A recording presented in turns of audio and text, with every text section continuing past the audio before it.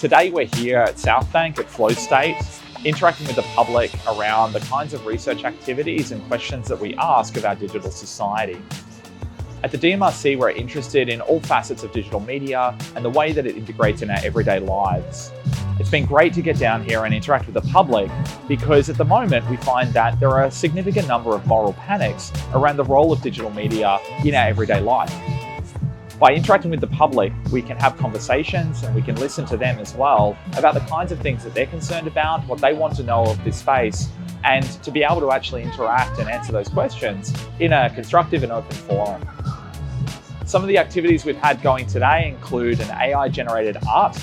This is using some advanced generative adversarial network technology, which takes text prompts and generates interesting and new art from those text prompts. This is an example of a new technology that's kind of burst into the scene in the last year and is going to be something that might profoundly change and shape the way that we understand digital media and that art and creativity interact together in our new digital world. Hi, my name is Hamish and I am 10 years old. It was really fun. I got a notebook and a pen over at the station with the animations. I did an AI image, a chef cooking a rainbow. It was very funny.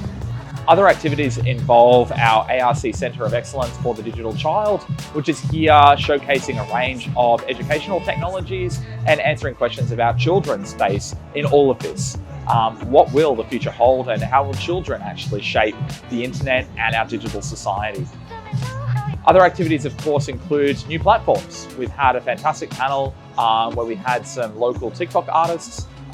These are people with significant followings on the TikTok platform, talk about their experience as creators and the way that the platform has enabled them to shape their particular art, communicate with their audience, and where they see that going in the future. We're also tackling those big questions. How should social media be regulated? What's next for us and what's coming in the digital media space? And so it's great to be able to engage with locals here, such as ABC journalists, to tackle those questions in this open forum and hear from our audience as well. On today's TikTok panel called TikTok More Than a Dance App, we had Lolly Dove, Tiana Collier, Zach Mander, Ian Zaro, and PhD DMRC student Juan Iris Lee.